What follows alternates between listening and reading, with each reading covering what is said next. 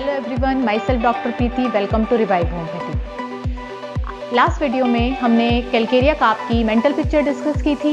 आज की वीडियो में हम कैलकेरिया काप के और कैरेक्टरिस्टिक सिम्टम डिस्कस करेंगे, प्लस होम्योपैथिक मेडिसिन को सिलेक्ट करने का क्राइटेरिया क्या होता है। जैसे आप लोग की हमेशा क्वेरीज आती हैं कि मैम आपने बताया था कि काली म्यूर के पेशेंट को ईयर पेन होता है, मुझे भी ईयर पेन हो रहा है, तो क्या मैं काली म्यूर ले लूँ? या जैसे आपने बताया था कि बराइटा काप का जो पेशेंट है वो फॉरगेटफुल होता है, आजकल मैं भी बहुत सारी चीज़ें भूलने लग गया हूँ, तो क्या मैं बराइटा काप खा लूँ? क्या मुझे इससे फ़ायदा होगा? तो आपकी इन सब क्वेरीज का आंसर इस वीडियो में है कि होम्योपैथिक मेडिसिन को सिलेक्ट करने का क्राइटेरिया क्या होता है। So let's start it.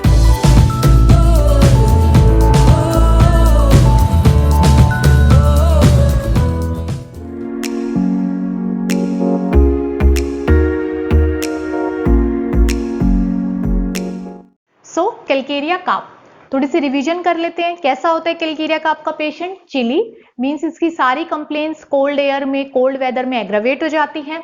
Thirsty, इसकी मैक्सिमम कंप्लेंट राइट साइड पर आती है। और ये पेशेंट स्लो होते हैं, मींस ये जो भी काम करते हैं बहुत धीरे धीरे करते हैं, बहुत ही लेजी होते हैं, राइट।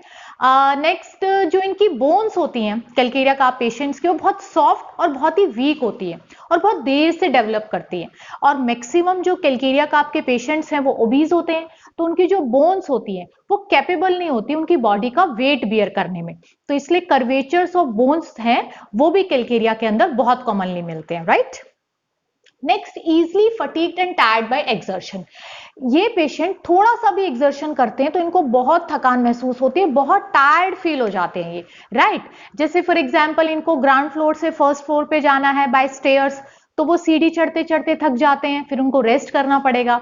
और ऐसी अगर जो कैलकेरिया के स्टूडेंट्स हैं, अगर वो मेंटल एक्सर्शन करते हैं, से फॉर एग्जांपल रीडिंग और राइटिंग, तो उनको हेडेक होना शुरू हो जाता है, उनको आईज में पेन होना शुरू हो जाता है। आई स्ट्रेन के लिए भी Calcarea is a very good remedy.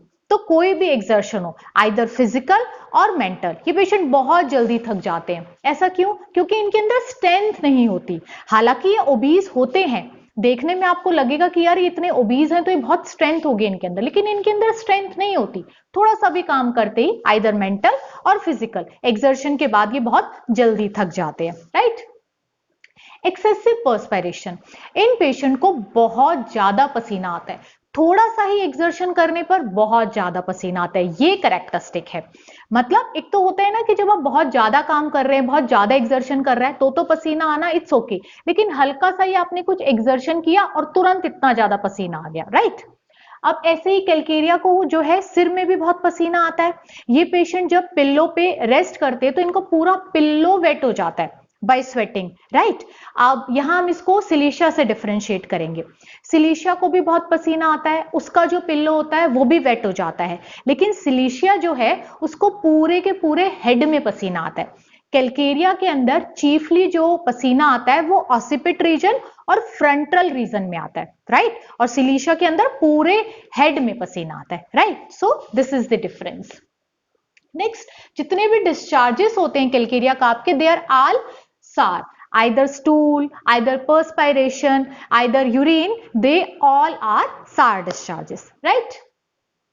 Next, अब क्योंकि कैलकेरिया जो है ये बहुत ही चिली पेशेंट है, तो हल्का सा भी वेदर में चेंज होता है तो इसको कोल्ड एंड कफ हो जाता है। और जो कफ होता है उसका कैरेक्टरिस्टिक सिम्टम क्या है कि उसमें जो एक्सपेक्टोरेशन होता है, इट टेस्ट स्वीट। पेशेंट आकर आपको बताएगा कि जब भी मुझे खांसी होती है तो जो बलगम निकलता है ना वो कुछ मीठा मीठा सा होता है, तो ये बहुत कैरेक्टरिस्टिक है कैलकेरिया का, right. Next, every cold settle in ice. अब जो कैलकेरिया है इसको ठंड से बहुत ज्यादा दिक्कत होती है, तो जब भी इसको ठंड लगती है ना तो इसकी आइस जो है वो रेड हो जाती है, उनके अंदर इन्फ्लेमेशन हो जाती है, और अगर वो राइट टाइम पर मेडिसिन ना ले तो वो जो इन्फ्लेमेशन है it goes further into ulceration, right. Next, जो Calcarea it also a good medicine for opacity of cornea. अब यहां पर आपको एक बात समझनी है कि ऐसा नहीं है कि जिस किसी को भी ओपेसिटी ऑफ कॉर्निया हुआ आप उसको कैलकेरिया काप दे दें, कि हमने कैलकेरिया काप में पढ़ा था कि it cures opacity of cornea. तो यहां अब आपको एक बात समझनी है कि जो होम्योपैथी है उसमें हम बीमारी को देखकर दवाई नहीं देते हैं, हम बीमार को देखकर दवाई देते हैं, राइट। तो ऐसा नहीं है कि खांसी है तो सिर्फ कैलकेरिया का भी मेडिसिन है, खांसी के लिए ही होम्योपैथी में 100 से भी ज्यादा मेडिसिन है। तो पेशेंट को कौन सी मेडिसिन जाएगी, ये डिपेंड करेगा उसकी कैरेक्टरिस्टिक सिम्टम पर। होम्योपैथी में कभी भी एक सिम्टम को देख के मेडिसिन नहीं देते हैं, पेशेंट की ओवरऑल पर्सनैलिटी को देख के मेडिसिन देते हैं, राइट। तो आगे कभी भी आपके पास कोई भी पेशेंट आता है तो उसको सिर्फ एक मेडिसिन के बेसिस पे आपको प्रिस्क्राइब नहीं करना है। You have to make the whole totality of the patient, और उस टोटलिटी को आपको मेडिसिन की टोटलिटी के साथ मैच करना है, तब जो है पेशेंट को मेडिसिन देनी है। अब यही जैसे देखते हैं ओपेसिटी ऑफ कॉर्निया, इसके बेसिस पे आपको मेडिसिन नहीं देनी है, ये डिजीज नहीं है, ये डिजीज का एंड प्रोडक्ट है।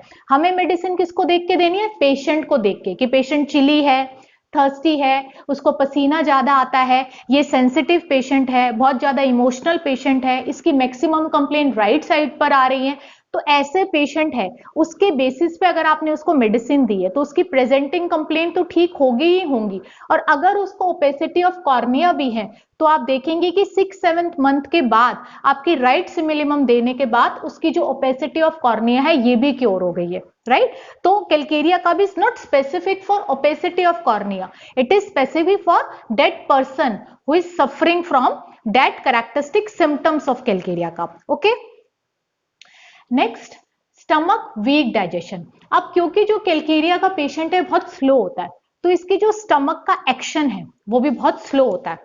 वो खाना खा लेता है और बहुत देर तक जो है खाना उसके स्टमक में रहता है, वो डाइजेस्ट नहीं हो पाता प्रॉपरली, क्योंकि जो स्टमक का एक्शन है वो स्लो है। अब खाना जब इतने टाइम तक स्टमक में रह रहा है और वो डाइजेस्ट नहीं हो रहा है तो इट टर्न्स सॉर, तो इससे सार उसको इरिटेशंस आती है, सार वॉमिटिंग आती है, राइट। अब यहीं पर एक और कैरेक्टरिस्टिक सिम्टम है कि जो कैलकेरिया पेशेंट है उसको एग्स की बहुत डिजायर होती है, उसको मॉर्निंग इवनिंग नाइट जब भी पूछो क्या खाना है, एग्स खाने।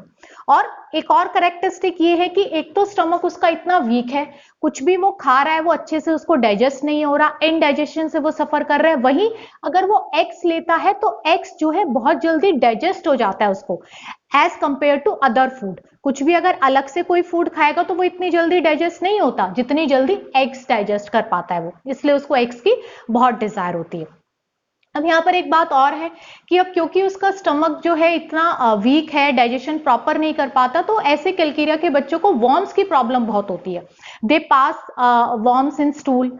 तो अब ऐसे पेशेंट को आपको जो है डीवॉर्मिंग नहीं करानी है, या आपको उनको कीड़े मारने की दवाई नहीं देनी है। क्यों होगा क्या, अगर आप उनको कीड़े मारने की दवाई देंगे तो एक बार तो जो वॉर्म्स हैं वो बाय स्टूल के थ्रू पास हो जाएंगे, लेकिन पेशेंट के अंदर ये तो टेंडेंसी है ना, दोबारा से वॉर्म बन जाएंगे, आप कितनी बार डीवॉर्मिंग कराएंगे पेशेंट की। तो यहाँ आपको क्या समझना है, आपको पेशेंट की ओवरऑल टेंडेंसी को ठीक करना है, राइट। उसकी जो स्टमक की जो डाइजेशन की पावर वीक है, आपको इस पावर को उसको ठीक करना है। तो अगर आप ऐसे पेशेंट को जिसके सारे सिम्टम कैलकेरिया से मैच आउट हो रहे हैं और उस बेसिस पे अगर आप उसको कैलकेरिया का आप देते हैं, तो मदर आकर आपको बताएगी कि डॉक्टर साहब जब से आपने इसको कोल्ड एंड कफ की मेडिसिन दी है तब से बहुत बेटर है, अब इसको इतनी जल्दी या बार बार कोल्ड एंड कफ नहीं होता है। इसके अलावा इसको पेट में बहुत कीड़े थे, मैं इसको कितनी बार कीड़े मारने की दवाई खिला चुकी थी, लेकिन जब से आपने इसको दवाई दी है उसके बाद इसको स्टूल्स में वॉर्म तो पास हुए ही हैं, इसकी भूख बहुत अच्छी हो गई, अब ये अच्छे से खाना खाता है, और पहले जो ये थका थका रहता था अब नहीं रहता, अब ये बहुत एक्टिव हो गया है। सो this is the beauty of homeopathy. आपने उसको वॉर्म्स के लिए मेडिसिन नहीं दी थी, आपने पेशेंट की ओवरऑल पर्सनैलिटी से मैच करते हुए मेडिसिन दी थी, जिससे कि उसके वॉर्म्स भी ठीक हो गए। क्यों, पेशेंट जो है इंटरनली हेल्दी हुआ है, उसकी इम्यूनिटी स्ट्रांग हो गई है, जो स्टमक की डाइजेशन वीक थी वो स्टमक अब हेल्दी हो गया है, राइट। तो ये चीज आपको हमेशा ध्यान रखनी है, कभी भी एक सिम्टम के ऊपर आपको होम्योपैथी मेडिसिन प्रिस्क्राइब नहीं करनी है। You have to match the whole picture of the patient with the medicine, right. Next, habitually constipated. अब जैसा कि हमने देखा कि कैलकेरिया का आपके जो स्टमक है उसमें डाइजेशन वीक होती है, ये पेशेंट स्लो होता है, तो ये जनरली कॉन्स्टिपेशन से सफर करते हैं, मींस इनको 3 to 4 डेज भी हो जाते हैं स्टूल पास किए बगैर, बट इससे इनको कोई दिक्कत नहीं होती, क्योंकि कोई भी एक्सर्शन करने से इनको एग्रावेशन होता है, तो they feel happy when they are constipated, उनको इस चीज से कोई कंप्लेन नहीं होती, राइट। नेक्स्ट, जब भी उनको ठंड लगती है तब उनको डायरिया हो जाता है, राइट। जनरली उनको कॉन्स्टिपेशन होता है, बट जब भी उनको ठंड लगती है they suffer from diarrhoea. Next, haemorrhage of uterus from excitement and fear. अब जैसे कि हमने प्रीवियस वीडियो में पढ़ा था कि जो कैलकेरिया पेशेंट है बहुत ही सेंसिटिव होता है, तो इन पेशेंट को कोई भी एक्साइटमेंट वाली न्यूज मिली या वो घबरा गए या शॉक हो गया, तो least mental excitement causes return of menses, right. Next, aggravation किससे होता है इनको? कोल्ड वेदर से, after working in cold water, और आइदर फिजिकल और मेंटल एक्सर्शन, राइट। एमिलेशन किससे होगा? लाइंग ऑन पेनफुल साइड, जिस साइड पे इनको पेन हो रहा है उसी साइड पे जब ये रेस्ट करते हैं they feel better, right. So this is the whole picture of calcarea carb. इसके रिगार्डिंग कोई भी क्वेरी है तो आप मेरे को कमेंट बॉक्स में कमेंट कर सकते हैं। Till then have a good day, thank you.